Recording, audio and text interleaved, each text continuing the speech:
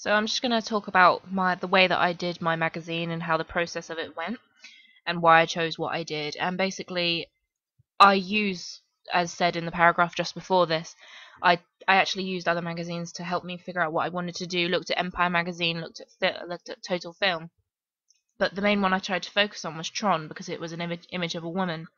But the difference between my cover and the cover of Tron and many other magazines is my use of shading, because obviously mine isn't a cutout, it's that actually I fade it into the background that there is there, and it's as if she's fading into the distance, as if she's overwhelmed.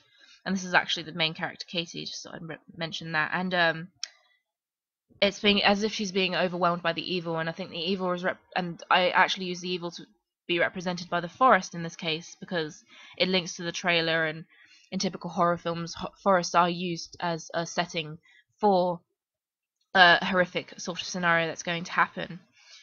And I continued the use of shading into the Empire title because being a well-established magazine, most magazines tend to cover up most of their title because it's actually the reader will still know what it's called because the remaining text is indexical of what the word Empire is, and so it's easy for the reader to decode. This photo, I actually edited it in several stages, and I actually picked out of a range of photos which can be shown in the link above this post in the paragraph. It shows my photo choice blog, and I chose this particular image based on a lot of images that I'd edited. This was actually the original. I went to black and white and decided that it wouldn't fit my film well enough, and then I decided to go back to color, enhance the colors, darkened it more, but still thought it was too bright because it didn't reflect my film well enough, because of the lighting was too much and my film wasn't as well lit as this. But the particular colors that were shown here, they're sort of they do represent fire, which is a key thing in my film. So the orange and the red are reminiscent of that, which is a color theme that runs throughout the poster, magazine, and trailer. And the color red, which is shown in the end poster, right here and here, and in the candle, is it can be related to my film because of the theme of death, which is obviously typical in many horror films, and the same with the white, purity and innocence, and some sort of sinisterness to the white, because obviously you can relate it to mental illness and going into the hospitals, and it's something that you find quite eerie and you don't really want to be around.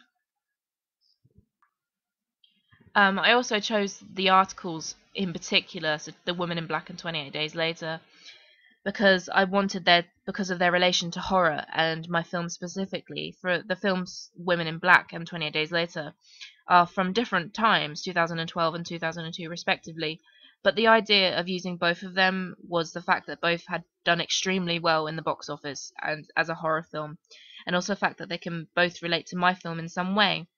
The Woman in Black is about a town that is haunted by a vengeful evil, and this evil is emerging to attack the people that live there.